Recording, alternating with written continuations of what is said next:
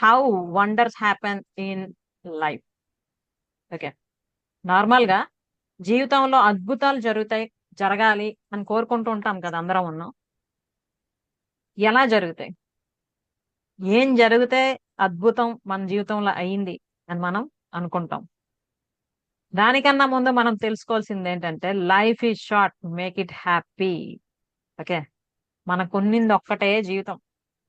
Okay, ఈ జీవితాన్ని మనం హ్యాపీగా, పీస్ఫుల్ గా జీవించకుండా అనవసరమైనవన్నీ ఫిల్ఫిల్ చేసుకుంటూ మనలోకి బాధతోని, డిస్సాటిస్ఫాక్షన్ తోని, ఏడుపుతోని ఈ జీవితాన్ని గడుపుతుంటే మనం హ్యాపీగా జీవించేదే ఇప్పుడు మరి.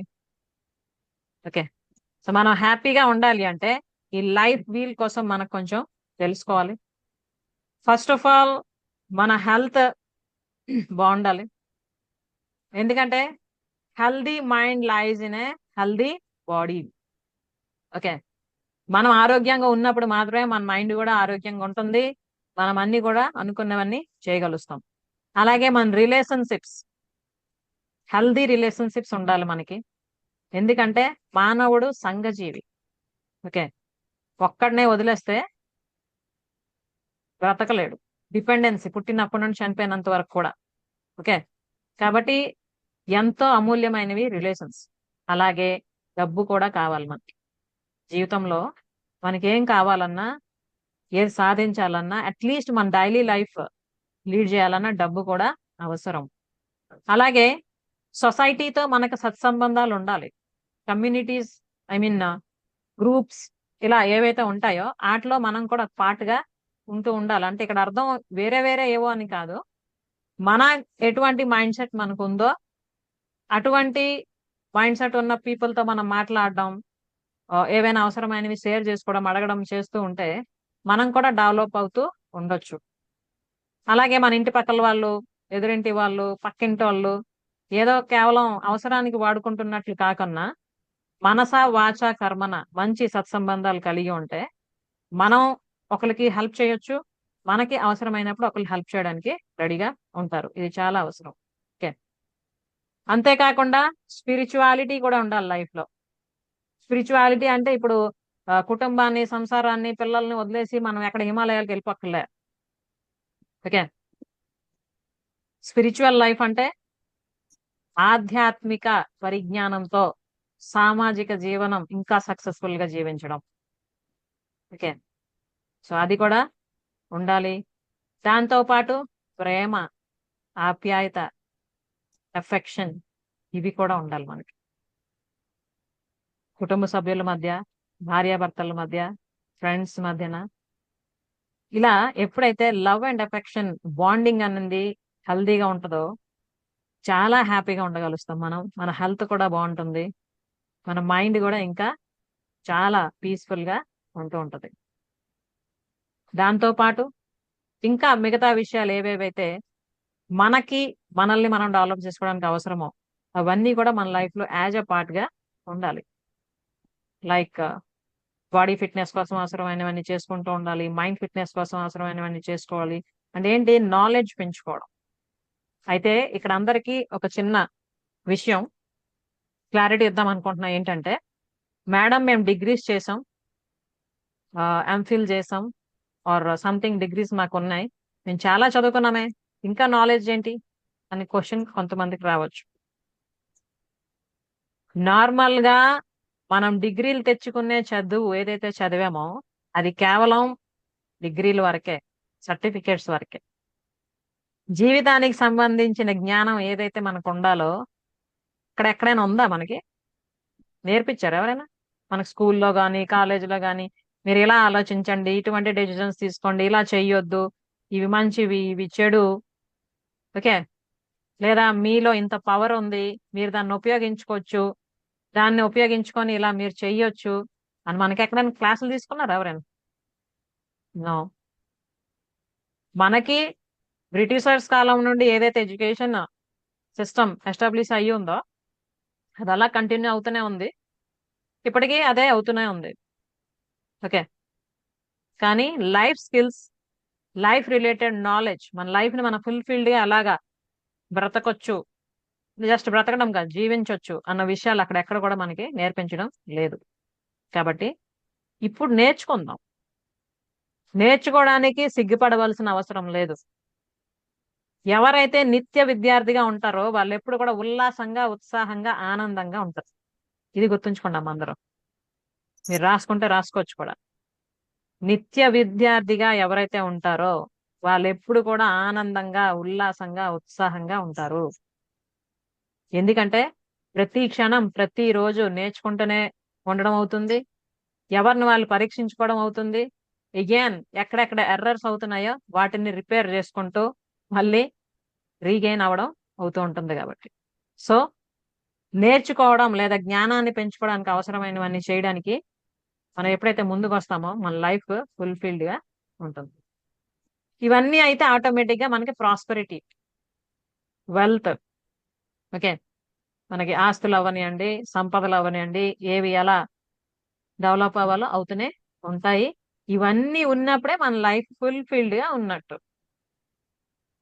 ఓకే, ఇందులో ఏది మిస్ అయినా కూడా మనకి డెఫిషియన్సీయే కదా. అందుకు ఇవన్నీ, ఇందులో ఏది కావాలి అని ఎవరినైనా అడిగితే ఓన్లీ నాకు హెల్త్ ఉంటే చాలు, మిగతావి ఏం అక్కర్లేదు అని అనుకుంటారా? లేదు, నాకు హెల్త్ లేకపోయినా పర్లేదు, జస్ట్ ఫ్యామిలీ ఉంటే చాలు అని అనుకుంటారా? నాకు హెల్తీ ఫ్యామిలీ సరిగ్గా లేకపోయినా చాలు, డబ్బులు నాకు బాగుంటే చాలు అని అనుకుంటా అవుతుందా? లేదు, ఈ హెల్త్, ఫ్యామిలీ, డబ్బులు ఇవేం అవసరం లేదు, ఓన్లీ నేను సొసైటీకి సంబంధించి అన్ని చేస్తాను అనుకుంటా అవుతుందా? ఇవన్నీ ఉన్నాయి, ఓకే, నాకు స్పిరిచువాలిటీ అక్కర్లేదు, నేను మామూలుగా ఉంటుంటాను అనుకుంటే అది ఎవరి తాలూకా ఆలోచన విధానం బట్టి, ఎవరి తాలూకా మానసిక స్థితి బట్టి ఉంటది. కేవలం జస్ట్ రొటీన్ లైఫ్ లీడ్ చేస్తామా, లేకపోతే ఆధ్యాత్మికంగా జ్ఞానం పెంచుకొని ఇంకా మనం బెటర్ గా జీవిస్తామా అన్నది ఎవరి తాలూకా ఓన్ డెసిషన్ అది. ఓకే, సో ఇవన్నీ ఉన్నాయి, ఓకే, మాకు ప్రేమ గట్ట అవసరం లేదు, ఓకే, మేము చాలా కఠినంగా ఉంటాం, ఇవన్నీ చేసుకుంటాం అనుకుంటే అవేం అవ్వవు ప్రేమ లేకుండా.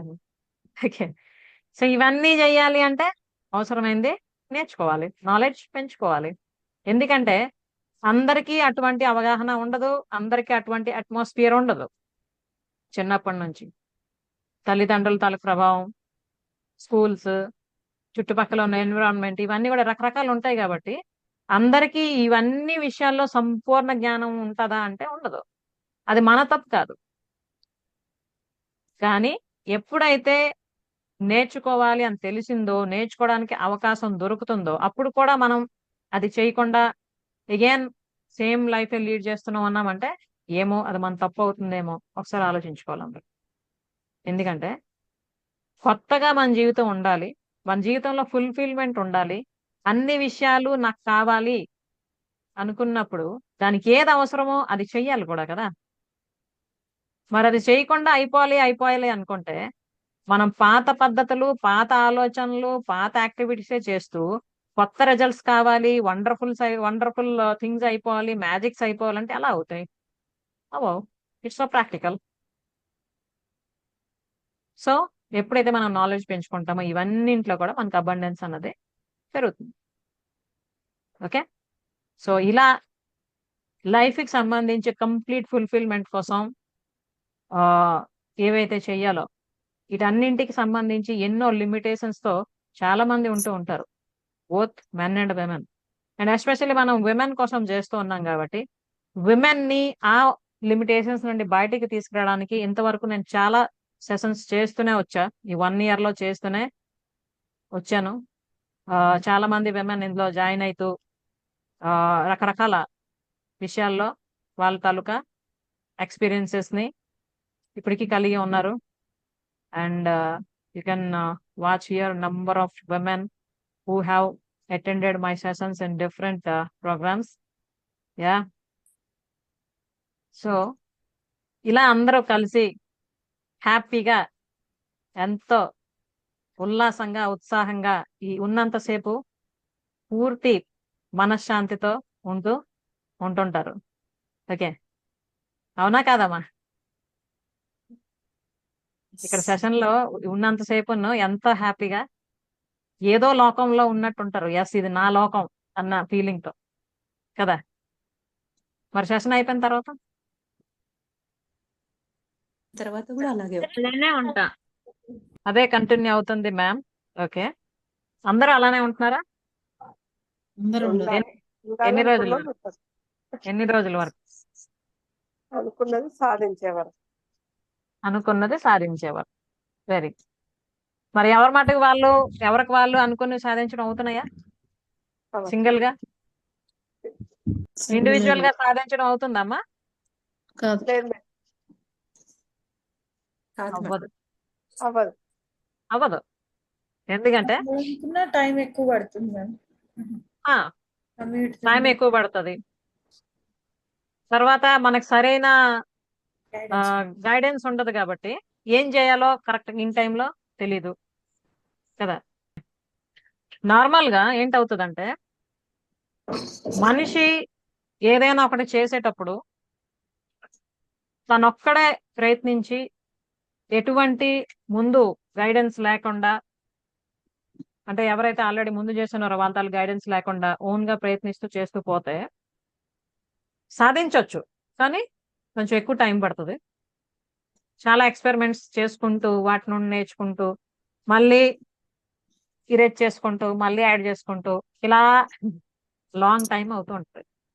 కానీ ఒక కంప్లీట్ సిస్టమ్ ఆల్రెడీ ఎస్టాబ్లిష్ అయ్యి ఉండి అందులో కానీ పార్ట్గా ఉంటే, ఆల్రెడీ ప్రూవెన్ సిస్టమ్ ఏదైతే ఉందో ఆ సిస్టంలో కానీ ఒక మెంబర్గా ఉంటూ ఆ రూల్స్ అండ్ రెగ్యులేషన్స్, ఆ సిస్టమ్ ఆఫ్ లైఫ్ లీడ్ చేస్తే ఎలా ఉంటది? బాగుంటది. 10 సంవత్సరాల్లో సాధించవలసింది 10 నెలల్లో సాధించవచ్చు అప్పుడు. అవునంటారా కాదంటారు? అవును. మనం ఒక్కలం 10 సంవత్సరాలు చేసి చేసి చేసి చేస్తామో లేదు కూడా గ్యారంటీ లేదు. ఎందుకంటే కన్సిస్టెన్సీ ఉండదు కదా. ఏ ఎప్పుడు చేస్తున్నానో సేమ్ రిజల్ట్, చడ వదిలే ఇంకా అని చెప్పి వదిలేస్తూ ఉంటాం. అలా కాకుండా లైక్ మైండెడ్ పీపుల్ అందరూ ఒక దగ్గర ఉండి ఒకే మోటోతో పనిచేస్తూ ఉండి, ఓకే, ఒకరికొకరు ఇన్స్పైర్ చేసుకుంటూ దాని ముందుకు వెళ్తే ఎలా ఉంటదమ్మా? Just type it in the chat box. Yeah, amazing, very good. చాలా మంచి రిజల్ట్ వస్తుంది తొందరగా. ఎస్, గ్రేట్, చాలా బాగుంటుంది మ్యామ్. అవును, వెరీ గుడ్, చాలా బాగుంటుంది. ఎస్, వెరీ గుడ్, చాలా బాగుంటుంది మ్యామ్. చాలా బాగుంటుంది, అద్భుతం. ఎస్, అద్భుతంగా ఉంటది. వండర్ఫుల్ రిజల్ట్స్ వస్తాయి ma'am. Yes, sure. Okay, so ఇలా ఎవరైతే కోరుకుంటున్నారో, అంటే నాకు ఒక హెల్పింగ్ హ్యాండ్ కావాలి, నాకు ఒక కమ్యూనిటీ కావాలి, ఓకే, లైక్ మైండెడ్ పీపుల్, అంటే జీవితంలోని ఏదైనా సాధిద్దాం, దానికోసం అవసరమైనవన్నీ కూడా చేద్దాం అని ఎవరెవరైతే అనుకుంటున్నారో వాళ్ళందరంతో పాటు నేను కూడా కలిసి నేను అనుకుంది సాధించాలని అనుకుంటున్నారో వాళ్ళందరూ కూడా ఒక అద్భుతమైన ఆపర్చునిటీ అన్నది కలిగించడం జరుగుతుంది with the help of Sneha, a true friend of yours. Okay, so అదేంటో ఇప్పుడు మీకు ప్లే చేస్తున్నా. మరి రెడీనా తెలుసుకోవడానికి? This is nothing but yeah happy women hub community. Okay, so ఈ నెల ఆగస్ట్ నుంచి ఈ హ్యాపీ విమెన్ హబ్ అన్నది ఒక కమ్యూనిటీని నేను ఎస్టాబ్లిష్ చేస్తూ ఉన్నా. Okay, already it is in the process.